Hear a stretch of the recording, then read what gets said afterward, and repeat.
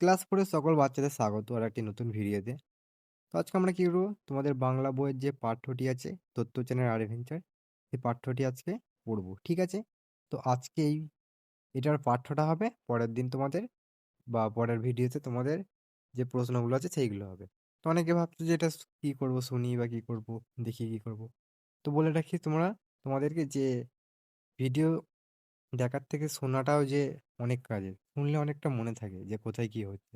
তো চলো সময় নষ্ট না করে পড়াটা চালু করি। তত্ত্বচ্যানের অ্যাডভেঞ্চার কে লিখেছেন? তেতসুকো কুরোয়ানাগি। ঠিক আছে? ভালো করে দেখবে। এটা একটি জাপানিজ স্টোরি আর কি। তার উপর ভিত্তি করে তৈরি হয়েছে এটা।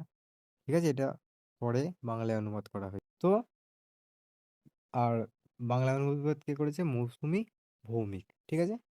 তো শুরু করি। চলো। স্কুলের হলঘরে তাঁবু খাটানোর দুদিন পরে ঘটনাটি ঘটেছিল। মানে কোনো একটা ঘটনা ঘটেছে কদিন স্কুলের হলঘরে তার তাঁবু খাটানোর দুদিন পর। সেদিন তত্ত্বচান ইয়াসুয়াকি চানকে ওর গাছে ওঠার নিমন্ত্রণ জানিয়েছিল। তাহলে কে জানিয়েছিল কাকে? তত্ত্বচান ইয়াসুয়াকি চানকে গাছে ওঠার নিমন্ত্রণ জানিয়েছিল। সে কথা দুজনের মা বাবা কেউ জানতেন না। তোমইতে সবার একটা করে গাছ ছিল। তোমার একটা জায়গার নাম, মানে স্কুল চত্বরে যে গাছগুলো ছিল, ছেলেমেয়েরা প্রত্যেককে তার একটা করে দখল করে নিয়েছিল। মানে স্কুলে যেসব গাছগুলো ছিল তাদের সবাইকার একটা একটা গাছ ছিল আর কি। সবাই যে যার নিজের গাছে চড়তো। তত্ত্বচানের গাছটা ছিল বেড়ার কাছে, যে রাস্তাটা কুহুন বুৎসুর দিকে চলে গেছে, ঠিক তার ধারে। বেশ বড় একটা গাছ। গাছের গাটা পিছল, কিন্তু তুমি যদি একটু কায়দা করে একবার উঠতে পারো, তাহলে দেখবে মাটি থেকে 6 ফুট উঁচুতে একটা ডাল এমন ভাগে ভাগ করা হয়ে গেছে যে তার ওপর চড়লে বেশ একটা দড়ির দোলনায় চেপেছি বলে মনে হবে। মানে দেখবে অনেক থাকে না, আমরা অনেক সময় ডালে ঝুলে থাকি, দোলনার মতো ঠিক কাজ করে সেরকম ভাবে আর কি। সেখানে উঠে তথ্যচান প্রায় টিফিনের সময় বা ছুটির পরে নিচের লোকজন আর উপরের আকাশটা দেখতো। তাহলে ডালে উঠে তথ্যচান কি দেখতো? টিফিনের সময় বা ছুটির পরে লোকজনকে বা আকাশটাকে দেখতো। ছেলেমেয়েরা মনে করতো গাছগুলো তাদের নিজেদের সম্পত্তি। ফলে কেউ যদি আর কারো গাছে চড়তে আসে তাহলে তাকে গিয়ে বিনীতভাবে বলতে হতো, আমি কি একটু ভিতরে আসতে পারি? ইয়াসুয়াকি চানের পোলিওর জন্য পায়ে অসুবিধা ছিল বলে ওর কোনো নিজস্ব গাছ ছিল না। তো পোলিও একটি রোগ। অনেক সময় দেখবে আ তাদের হাত-পা, যাদের পোলিও আছে তাদের হাত-পাগুলো খুব সরু হয় বা রুগ্ন হয়। অনেক সময় ভালো করে কাজ করতে পারে না, চলতে পারে না। আর এই তাহলে ইয়াসুচাগানেরও সেই রোগটাই হয়েছিল। সেইজন্য তত্ত্বচান ওকে ওর গাছে নিমন্ত্রণ করেছিল। তো ইয়াসুয়াকি-চানকে কে নিমন্ত্রণ করেছিল গাছে? তত্ত্বচান। এই কথাটা অবশ্য ওর আর কাউকে বলেনি। কারণ শুনলেই সবাই খুব ঝামেলা করবে। কারণ জানো ওর পোলিও আছে, ও অনেক সময় অসুবিধা হয় তাই জন্যে। তা ওরা জানতো। বাড়ি থেকে বেরোনোর সময় চান মাকে বলেছিল ডেরেঞ্জপুতে ইয়াসুয়াকি চানের বাড়িতে যাচ্ছে।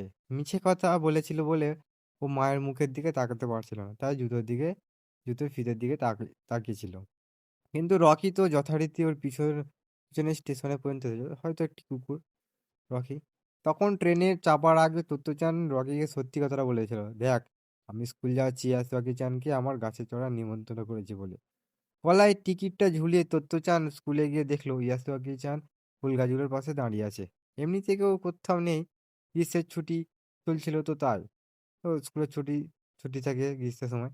ইয়াসুয়াকি চান তত্ত্বচানের থেকে বয়সে সামান্যই বড় ছিল, কিন্তু ওর কথা শুনে মনে হতো ও বুঝি অনেকটা বড়। তত্ত্বচানকে দেখা মাত্র ইয়াসুয়াকি চান তাড়াহুড়ো করে পা টেনে টেনে হাত দুটো সামনে বাড়িয়ে দিয়ে এগিয়ে এলো। ওরা যে লুকিয়ে লুকিয়ে কিছু একটা করতে চলে সেটা ভাবতেই তত্ত্বচানের খুব হাসি পাচ্ছিল। ইয়াসুয়াকি চানও হি হি করে হাসতে থাকলো।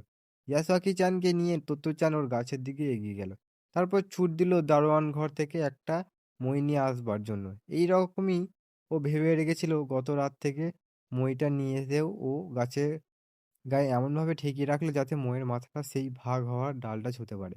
মানে মইটাকে রেখেছে কেমনভাবে? যাতে ডালটা কাছে পৌঁছাতে পারে।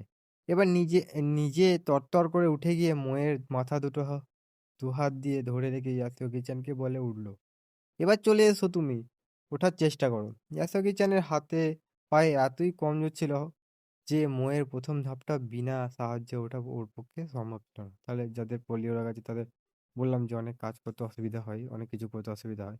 অনেকে আবার চলতেও পারে না। এই হাতে কিছু করতে পারে না আর কি। তো জানি পিছন ফিরে নেমে এলো। এসে ইয়াসুয়াকি চানকে নিচে থেকে ঠেলে তুলে দেওয়ার চেষ্টা করতে লাগলো। কিন্তু বেচারা তো নিজের ছোটখাটো রোগা একটা মানুষ। ও কি অত শত পারে? মইটাকে সোজা করে রাখা যাচ্ছিল না। ইয়াসুকি চানকে তো দূরের কথা, ইয়াসুকি চান মইয়ের ১ম ধাপ থেকে পার নামিয়ে চুপটি করে মাথা নিচু করে দাঁড়িয়ে রইল। এমন এবং এই ১ম তত্ত্বজ্ঞান বুঝতে পারল যে কাজটা যতটা সহজ মনে করেছিল, ততটা সহজ হবে না। এখন তাহলে কি করবে ও? ইয়াসুকি-চান ওর গাছে চড়বে এটাই ছিল ওর ইচ্ছে। আর ইয়াসুকি-চানও তাই আশা করেছিল। তত্ত্বচান ঘুরে গিয়ে ইয়াসুকি-চানের মুখোমুখি দাঁড়ালো।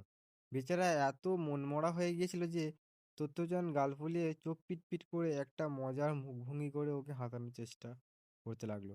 তারপর বলল, দাঁড়াও, একটা জিনিস করা যাক।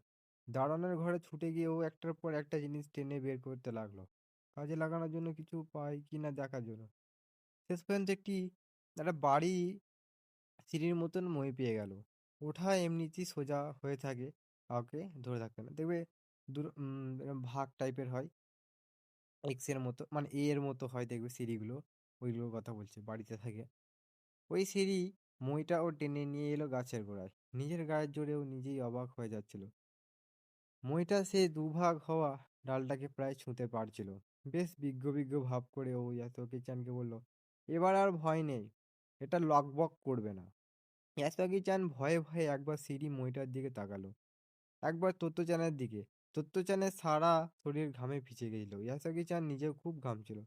ও গাছটার দিকে তাকালো, তারপর মনে মনে খুব শক্ত হয়ে ওর ১ম পা রাখলো সিঁড়ির ১ম ধাপে। সিঁড়ির মাথায় পৌঁছাতে যে কতক্ষণ লেগেছিল তা ওরা দুজনের একজনও বলতে পারবে না। মানে অনেকক্ষণ ধরে ওরা চেষ্টা করেই যাচ্ছিল।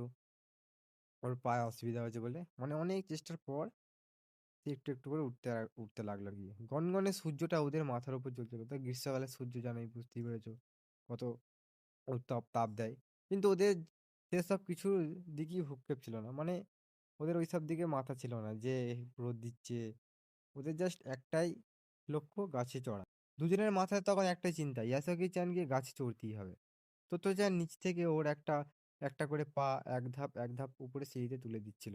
আর নিজের মাথা দিয়ে ইয়াসুকি-চানের পিছনটা ঠেলে দিচ্ছিল। অবশেষে ইয়াসুকি-চান মইয়ের মাথায় পৌঁছালো। হুররে! কিন্তু তার কিন্তু তারপর বাকিটা যেন অসম্ভব মনে হলো। তোত্তো-চান লাফিয়ে দুভাগ হওয়া ডালে চড়ে বসলো। এবার ইয়াসুকি-চানকে মই থেকে ডালে নিয়ে আসবে কেমন করে? সিঁড়ি মইটাকে আঁকড়ে ধরে ইয়াসুকি-চান তোত্তো-চানের দিকে তাকিয়ে রইল। তোতো-চানের খুব কান্না পাচ্ছিল। ও যে ভেবেছিল ইয়াসুকি-চানকে ওর ডালে নিয়ে এসে কত কি দেখাবে। কিন্তু কাঁদলোও না ও। কাঁদলে যদি ইয়াসুকি-চান কেঁদে ফেলে? তোত্তো-চান হাত বাড়িয়ে ইয়াসুকি-চানের হাতটা ধরল। পলিতে ওর আঙুলগুলো সব দলা পাকিয়ে গিয়েছিল। তবু তোত্তো-চানের চেয়ে হাতটা বড় ছিল। আঙুলগুলো লম্বা অনেকটা। তোত্তো-চান অনেকক্ষণ হাতটা ধরে রইল। তারপর বলল, তুমি শুয়ে পড়ো আর আমি দেখি তোমাকে টেনে তুলতে পারি কিনা। বড়রা কেউ যদি এই ভয়ানক বিপজ্জনক দৃশ্যটি দেখতেন। ভাগ হওয়া ডালে তোত্তো-চান দাঁড়িয়ে মইয়ের মাথা পেটের ওপর ভর দিয়ে শোয়া ইয়াসুকি-চানকে প্রাণপণে টেনে চলেছে। মানে ওখানটায় ওরা ডালের ওপর ও এরকম দুটো পা রেখেছে আরকি। যে দুভাগ হয়ে যাওয়া। সেইখান থেকে ওরম টেনে হিঁচড়ে তুলছে আরকি ওকে। তাহলে নিশ্চয়ই চিৎকার করে উঠতেন। কিন্তু ইয়াসুকে-চান তো সমস্ত আস্থা রেখেছিল তোত্তো-চানের ওপর। আর তার জন্য তোত্তো-চান জীবনের ঝুঁকি নিয়েছিল। ওর ছোট্ট হাতের মুঠোয় ইয়াসুকি-চানের হাত সমস্ত শক্তি দিয়ে তাকে টেনে তোলার চেষ্টা করেছে। এক সময় এক টুকরো মেঘ এসে ওদের প্রখর সূর্যের তাপের হাত থেকে রক্ষা করে যাচ্ছিল। অবশেষে দুজনে গাছের ডালের ওপর মুখোমুখি দাঁড়াতে পারল। তোত্তো-চান ঘামে ভেজা চুল মুখের ওপর থেকে সরিয়ে মাথা নিচু করে ইয়াসুকি-চানকে আমন্ত্রণ জানালো, স্বাগতম। ইয়াসুকি-চান গাছের গায়ে পিঠ ঠেকিয়ে রাজীবভাবে হেসে বলল, আসতে পারি ভিতরে? ও তো ও তো কখনো এমন দৃশ্য দেখেনি আগে। গাছেররা ব্যাপারটা তাহলে এইরকম, বলে ও হাসলো। দুই বন্ধুতে বেশ অনেকক্ষণ রইলো গাছের উপরে। বসে বসে ওরা নানান গল্প করলো।